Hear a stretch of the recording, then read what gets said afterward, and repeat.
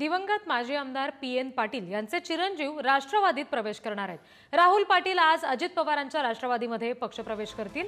काँग्रेसला रामराम ठोकत ते राष्ट्रवादीमध्ये जात आहेत। अजित पवार यांच्या उपस्थितीमध्ये छत्रपती शिवाजी महाराज क्रीडांगणावर त्यांचा हा पक्षप्रवेश सोहळा पार पडणार आहे।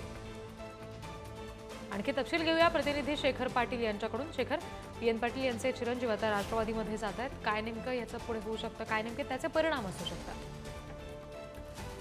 रिधी, PN पाटील गट हा करवीर तालुक्यामध्ये करवीर विधानसभा मतदारसंघामध्ये खूप ऍक्टिव्ह आहे। त्यांचे मतदार खर तर त्यांची कार्यकर्त्यांची संख्या प्रचंड आहे आणि ही मोठी ताकद आता काँग्रेसमधूनच राष्ट्रवादीमध्ये जाते। त्यामुळे निश्चितच अजित पवारांच्या राष्ट्रवादीला एक मोठं बळ आगामी निवडणुकीच्या पार्श्वभूमीवरती मिळणार आहे आणि आज याचाच भव्य जाहीर प्रवेश समारंभ जो आहे तो या ठिकाणी पार पडणार आहे। आज दुपारी सडोली खालसा या ठिकाणी एक सभा पार पडणार आहे आणि त्या सभेमध्ये राहुल पाटील आणि त्यांचे बंधू राजेश पाटील या दोघांचाही राष्ट्रवादीमध्ये पक्षप्रवेश होणार आहे। त्यांच्यासोबत हजारो समर्थक आणि कार्यकर्ते देखील प्रवेश करणार आहेत। काही पदाधिकारी त्यांच्या समर्थनात आलेले आहेत, तर ते देखील प्रवेश या ठिकाणी करणार आहेत। त्यामुळे एक निश्चितच राष्ट्रवादी ची ताकद जी आहे ती या करवीर विधानसभा मतदारसंघामध्ये आता वाढलेली पाहायला मिळणार आहे। अजित पवारांची ताकद कोल्हापूरमध्ये पाहायला मिळणार आहे। त्यामुळे निश्चितच आगामी निवडणुकांमध्ये या सगळ्याचे परिणाम मात्र पाहायला मिळतील। जी,